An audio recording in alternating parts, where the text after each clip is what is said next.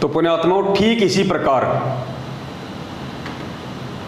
इसी प्रकार से जब पूज्य गुरुदेव जी ने शुरुआत में सन 1994 से अपने इस यथार्थ 13वें कबीर पंथ की शुरुआत की, तो परमेश्वर ने आप और हमें एक कागज़ की फ़ोटो को बताया कि ये कबीर जी की फ़ोटो है, क्योंकि उस परमेश्वर का वास्तविक नाम है कबीर देव, कबीर साहेब, वेदों में लिखा हुआ है।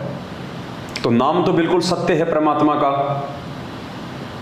अब उस समय यदि गुरुजी कह दें कि मैं कबीर हूं, तो भी हम उनकी बातों को नहीं मानने वाले, क्योंकि उस समय हमारी बुद्धि का क्या स्तर था गुरुजी ने अपने सत्संग में बता दिया। अब गुरुजी के सामने एक मजबूरी खड़ी हो गई, या यूं कह लीजिए कि ये बहुत ही ज़्यादा ज़रूरी था, आप लोगों को नाम के साथ साथ में शकल भी दिखाई जाए। क्योंकि यदि उस कबीर परमात्मा सतगुरु रामपाल जी भगवान ने आप और हम जैसे दो कोटि के जीवों से ये देवी देवताओं की भक्ति छुड़वानी थी, तो परमात्मा ने कोई ऊपर का कोई भगवान भी सामने लाके खड़ा करना था। अगर गुरुजी ये कह दें सीधा कि भाई ये जो देवी देवता हैं ये पूर्ण परमात्मा नहीं है, ये जो ब्रह्मा विष्णु महेश हैं, ये जो माई है दुर्गा है, ये परमात्मा नहीं है, ये भगवान नहीं है, भगवान कोई और है, और उनकी भक्ति करने से ही मोक्ष होगा, जीवन सफल होगा, आप इनकी साधना को त्याग दीजिए, इनकी साधना शास्त्रों के अनुकूल नहीं है। तो सीधी सी बात है, हमारा एक ही सवाल होता गुरुजी से कि गुरुजी यदि ये ब्रह्मा विष्णु महेश और देवी देवता और दुर्गा यदि ये परमात्मा नहीं है, भगवान नहीं है, ये समर्थ शक्ति नहीं है, तो फिर कौन है समर्थ शक्ति? तो गुरुजी कहते भाई वो कबीर परमात्मा है। फिर हम कहते भाई उसकी कोई फोटो, कौन है, कैसा है, कहाँ रहता है, उसकी कोई फोटो दिखाओ हमारे को। अगर गुरुजी फोटो ना दिखावें तो हम इस बात को जिंदगी में स्वीकार नहीं करें कि वास्तव में कबीर ही परमात्मा है। इसलिए हम जैसे मंदबुद्धि लोगों को इस भक्ति मार्ग पे टिकाए रखने के लिए हम लोगों से वो शास्त्र के विरुद्ध जो साधना जो हम कर रहे थे, उस साधना को हमारे से छुड़वाने के लिए परमात्मा ने इस कागज की फोटो का सहारा लिया, ताकि हमारे को विश्वास हो कि हाँ ये कबीर जी हैं जो 650 साल पहले आए थे, ये कबीर दास, ये संत कबीर, जिनकी हमने फोटो हाथ से बनी हुई काफ़ी जगह हम लोगों ने देखी हुई थी। हमने पहले हम जब 5वीं या 6वीं में पढ़ा करते थे तो कबीर जी के दोहे आया करते थे, साथ में उनकी दाढ़ी मूछ वाली फ़ोटो भी हुआ करती थी।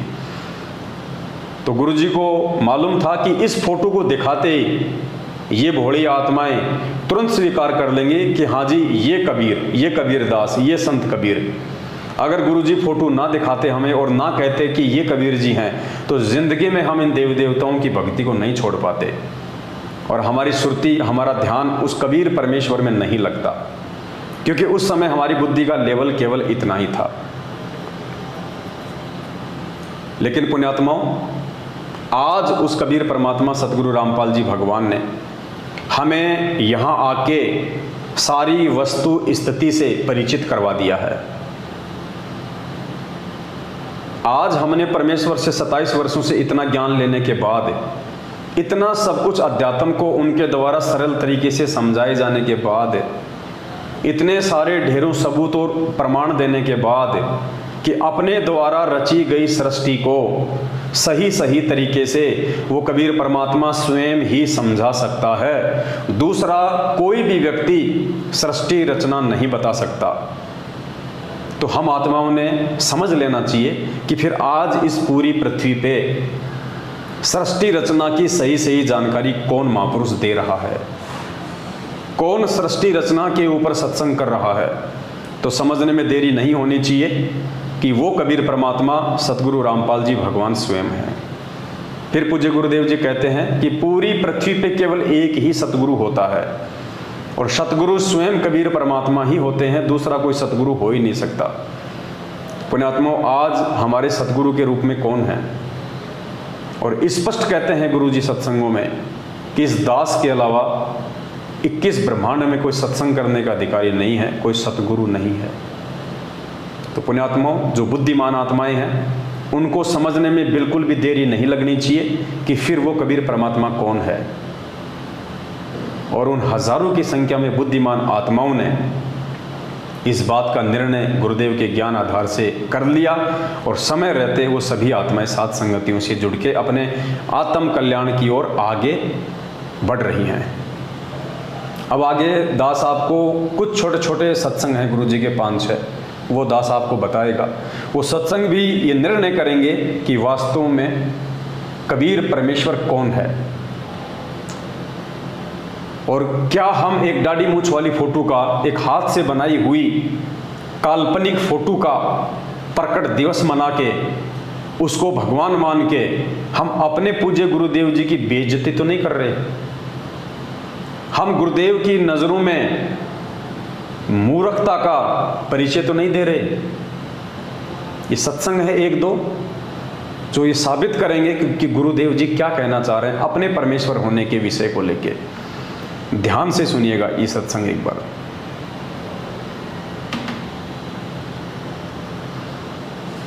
लेकिन आदेश प्रभु का है। उससे क्या होगा कि जैसे आप जी परमात्मा के पास जाओगे, सबसे पहले वहां आपकी परीक्षा होगी। ये दास के रूप में परमात्मा त्रिकुटी पर मिलेगा आपने, और जैसी भावना आपकी यहाँ होगी ऐसा ही अंतःकरण में वो जो का त्यों स्वभाव मिलेगा। तो वहाँ आपकी परीक्षा होगी, और वहाँ भी आप जैसे आज इस दास के साथ व्यवहार कर रहे हो तो वहाँ भी ऐसा ही करोगे, बट नेचुरल। और यदि आज इस दास के स्थान पर परमेश्वर होते और रहे हुए 120 वर्ष रह के चले गए 64 लाख से 181 में वो दानक कबीर रूप में परमात्मा रहे ज्वला रूप में, लेकिन हमने उनको भगवान ना माना। बहुत से हमारे काम भी ठीक हुए, मुर्दे जीवित करे परमात्मा ने, लेकिन हमने उस मालिक को भगवान नहीं माना। यदि हम उनको प्रभु मान लेते तो यह समस्या उस दिन हल हो जाती है।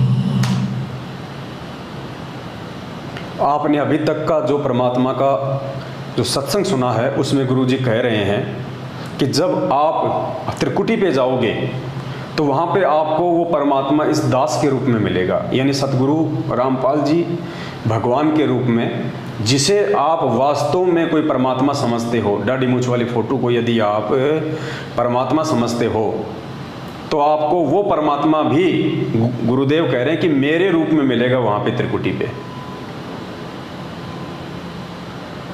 और उस समय यदि आपने मेरे अंदर परमात्मा वाले भाव नहीं रखे तो आप जी फेल हो जाओगे। इसलिए इस पृथ्वी लोक पे आपकी ये रिहर्सल चल रही है कि आपने अपने गुरु को ही परमात्मा मानना है, आपने अपने गुरु जी को ही कबीर जी मानना है, और अपने गुरु को ही कबीर जी मान के भगवान वाली सारी जो क्रिया होती है उनके साथ में करनी है। तभी हम अपने गुरु को त्रिकुटी पे परमात्मा के रूप में देख पाएंगे। यदि इस पृथ्वी लोक पे शरीर में रहते सहते देखा तो अगर यहाँ हम अपने गुरुदेव को खाली एक संत मानते रहे, खाली अपना गुरुजी मानते रहे, कबीर जी का भेजा हुआ दूत मानते रहे, तो हमारी वही जो वृत्ति है वो हमारे सूक्ष्म शरीर में वहाँ पे होगी, त्रिकुटी पे। और गुरु जी कह रहे हैं कि वहाँ वो कबीर परमात्मा मेरे रूप में आएगा। तो फिर हम कैसे पहचान करेंगे? हम तो पहचान बिल्कुल ही नहीं कर पाएंगे, क्योंकि वहाँ पे भी वो कबीर परमात्मा यदि कोई है तो संत रामपाल जी के ही रूप में आएगा। और यदि हमने वहाँ पे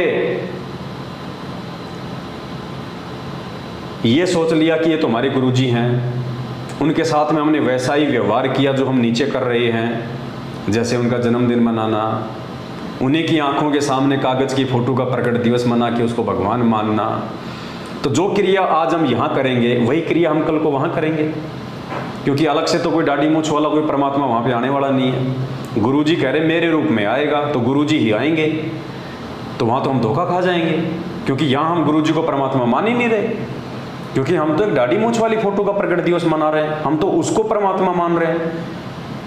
अगर हम सतगुरु रामपाल जी भगवान को कबीर परमात्मा मानते तो हम इनका प्रकट दिवस मनाते भाई।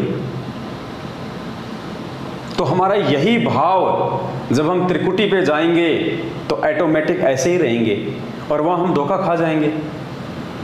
इसलिए गुरुजी आगे जो शब्द कह रहे हैं उन शब्दों पे जो बुद्धिमान आत्मा होंगी वो विचार करेंगी, और 14 जून 2022 को ये अपने जीवन की सबसे बड़ी महागलती जो करने जा रहे होंगे, एक कागज़ की फोटो का प्रकट दिवस मनाने, वो गलती करने से वो बच जाएंगे।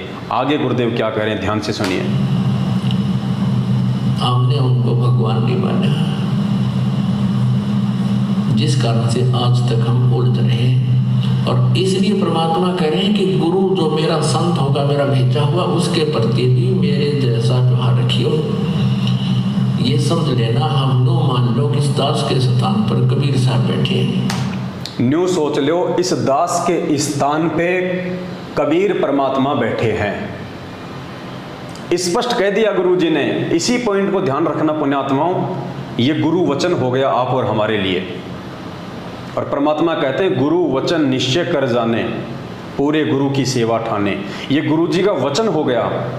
गुरुदेव ने हम संगत वालों को ये आदेश दे दिया अपने सत्संग में कि न्यू सोच लो, इस दास के स्थान पे कबीर परमात्मा बैठे हैं। और फिर परमात्मा के साथ में कैसा व्यवहार किया जाता है, ध्यान से सुनिए।